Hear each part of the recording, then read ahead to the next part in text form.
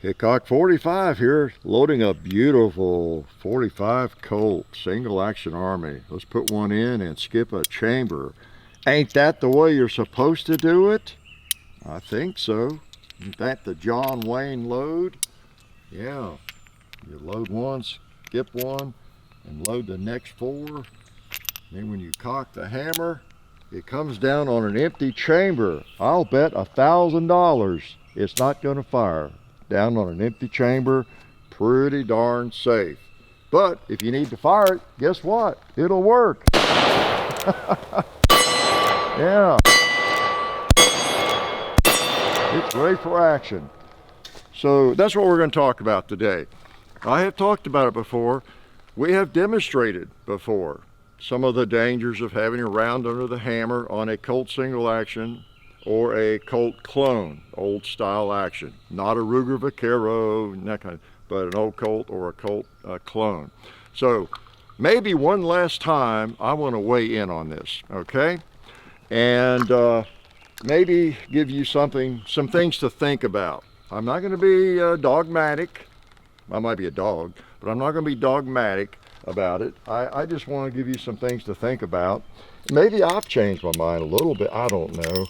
I guess not really. Let me unload it. But that's the standard way a lot of us load a single action. If you're competing in cowboy action shooting, you'd better load it like that, or you won't be competing. You won't be there. Somebody's at the loading table making sure you load it like that. And everybody wants to load it like that. Everybody gets 5 rounds, even though you have 6 big chambers, right? Because you don't necessarily want the hammer down resting on a primer, okay? But that doesn't have to be what the case is. So we're going to talk about it here and revisit it. I want to thank the people that help us out. Silencer Central, make the best suppressors you're going to find. And that was a bug I was catching there. But we appreciate Silencer Central for their support of the channel. Davidson's Gallery of Guns, guaranteed lifetime replacement on any firearm you purchase there. Just great company, great people, wonderful folks. And then SDI, the Sonoran Desert Institute, sdi.edu. Check them out and get yourself some extra learning from a distance in drone technology or firearms. Yeah, any kind of thing like this. Now, so I've been doing a little more studying, looking around, thinking about this. It's come up. I've seen comments on it. I continually see comments on it in various videos, our videos, other videos, just anywhere, forums. And there's lots of ways to think about it. Some people think it's a total myth. Nobody shot their foot. Nobody shot their leg because they loaded 6. There are a lot of folks out there who will swear by that, you know, that's all a myth. Nobody had one go off when they didn't mean to, hit the hammer, fired it, shot their leg and all that. They really do. They just think that's made up. And some of it might be, but it actually happened, okay? And I have it's not necessarily a theory, just in my brain, I can sort of understand why it might have happened.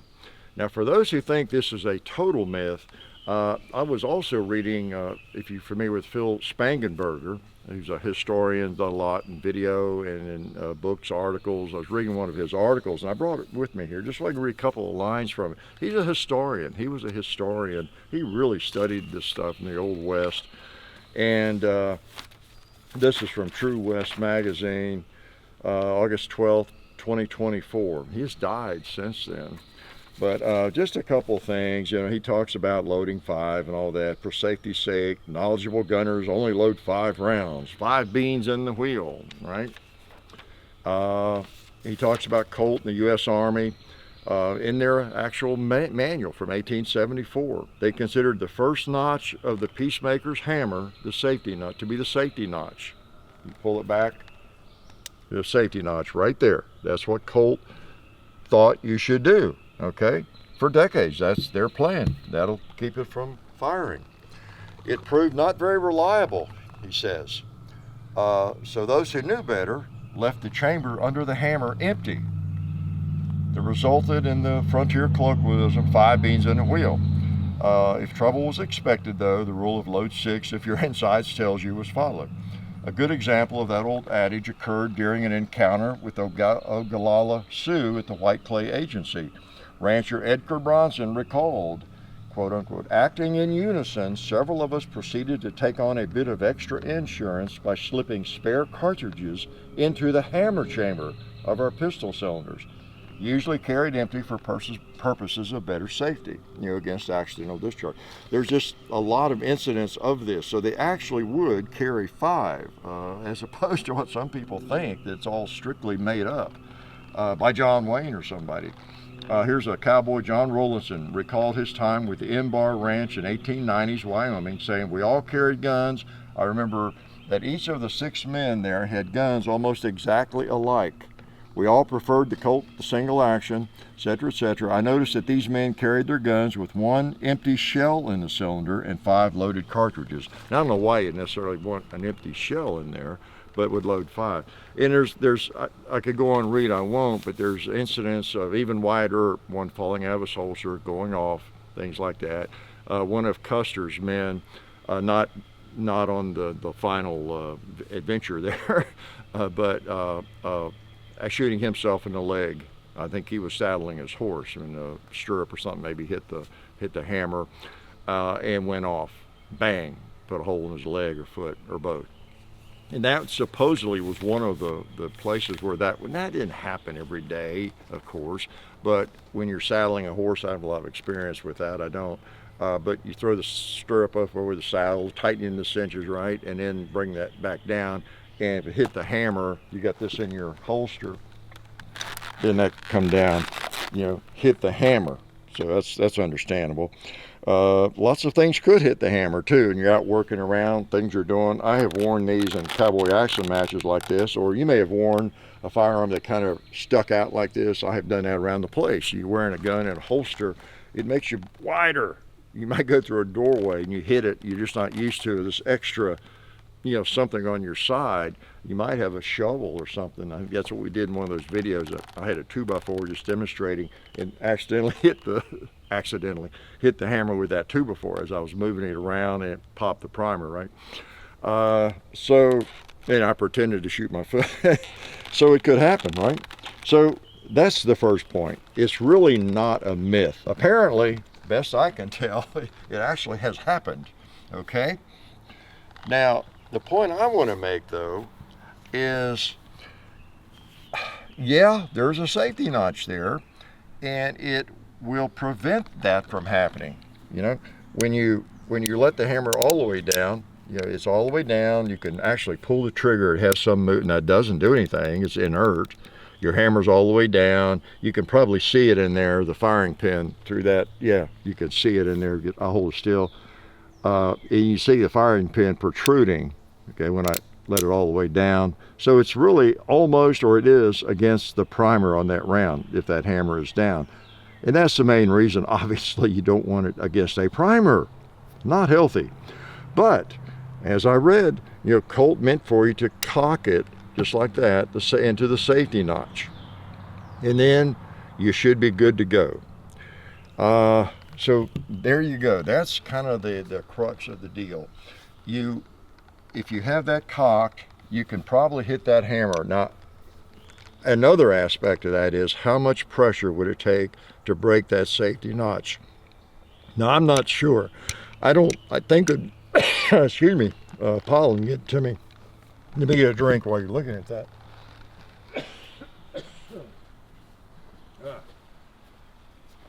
All right, got me some water. I love the spring pollen. So, yeah, that will keep it from just some little tap, or probably even hitting it with a stirrup and that sort of thing. Probably get hit with a 2x4 pretty hard, and it would not break. So I agree. That safety notch is pretty effective, and it's probably going to take care of you if that's the way you want to do it. Okay? Just make sure every time you load it, if you put 6 in there, you bring it down on that. Now, here's the thing, though. Remember, you're putting in a round in every chamber. I won't illustrate load it. but then you got to bring it all the way back before you let it down. So you're manipulating the hammer and doing all this. Yeah, so you need to really finesse it properly. You need to think about it. You pull the trigger, you got to pull the trigger and let that hammer down easy, and maybe almost all the way down, then back to that notch. So that might take more coordination than some people have, or their thumb could slip off the hammer. You know, all that is possible. It's one reason almost everybody that carries a 1911, they don't carry it, although some have done it, carried it with a round under the hammer, and you just do the same thing with a 1911. Because especially with it, a 1911, you don't have a lot of hammer spur, and before you can fire it, you got to cock it, you know, and it could slip out and, you know, fire it, you know, unintentionally and all that sort of thing. So you got to finesse the hammer and the trigger in order to get it into that position. Once you've loaded 6, that'd be one of the negatives of doing that. That would be one of the negatives for me. The other negative for me is using that method to keep it safe. Is I kind of don't like here's another one. I'd rather have the hammer all the way down. This one's empty too, or all these are empty, but I would rather have the hammer all the way down, I don't know, it just seems, I don't know, it's just so much. It's like this one. This thing could be loaded with 5, and it's just like that. You know, the hammer's all the way down. I can pull the trigger all day. I'm not going to hurt the trigger. I can pull as hard as I want. It gives. But once you got that in the safety notch, you got that hammer back a little bit, and that trigger is kind of cocked into that notch, and you don't want to mess with any of that really. You could, I guess, break the trigger, start pulling on it. You're not going to fire it, but I don't know, it just wouldn't be good. So you got to make sure it's in that condition. Let me put it in the holster. I don't know, you just need to really protect it and be very, very careful with it. And the tendency is for someone to put their finger on the trigger or even on the hammer, and if you're not careful, you have it down into that position, you know, to where it is against the primer. So you want to make sure it stays there. So that's the reason I would assume SAS, you know, and Cowboy action shooting, they just load 5, you know. Someone needs to be watching and observing to keep things safe, and it would be more difficult to ascertain as to whether everybody's got their firearm in the safety notch properly and that kind of thing. Just load 5 and then we know we're good. That's why, even though people who know that this is probably safe, including me, I'm just gonna load 5. And if I get into a gunfight, if I'm going into the saloon, I know there's a bad desperado in there, guess what I'll do? I'll put that 6th round in there. Then I won't worry about that safety notch. I'll put it in the safety notch and I'll be good. So that's kind of the deal there. Yeah, you don't want 5 or 6 in there if that hammer's going to be all the way down. Absolutely. We demonstrated that pretty well, I think. If you are going to put 6 in there, make sure you've got that thing in the safety notch. And I don't know, has anybody done any experimentation with that? I don't really want to break one of my Colts just to see how much pressure it will take. It would be interesting to take a wooden mallet or something and beat on that and see what kind of pressure it would take to break that. It probably would hold pretty well. So mainly it's an administrative issue, managing the gun, messing with the gun, just a lot. I think one level of safety is right there. If you got 6 in it and you got that in the safety notch, the next best level of safety is just have 5 in it, I think, and then have that all the way down. And yeah, especially since it's an old West gun, it's a big gun, and you're probably not carrying it for self-defense, right? For one thing, now you might be, some people do. But just something to think about, and that's all I want to give you. I just want to give you some things to think about, and do what you think is safe for you and what works for you. But that's, I think, the reason there's this controversy. You know, the old percussion ones, that's why I have the Navy Colt out here, they had you see that little nipple in there, you could let the hammer down between there, the caps, and then that's ideal, because you can have 6 caps loaded, chambers loaded, and you're in good shape. That's not going to turn, it's not going to fire. No matter how much you hit it, you're against just a piece of metal there. But the Colt didn't really do that on their Colt single actions. And some people claim they do that even on these, but I don't think that works very well. So, excuse me, whatever method you choose, just be safe with these things. And tell me what your experience is. You know, I got the Ruger out here. Again, the Rugers, it's not an issue because you can just open up the loading gate, load 6, and they've got a transfer bar and all that. So it's only an issue with Colts or Colt Clones that are made the same way with the old action. And before you go, I'm just going to have to shoot this again, right? And then, in fact, you know what I'll do? I'll load 6.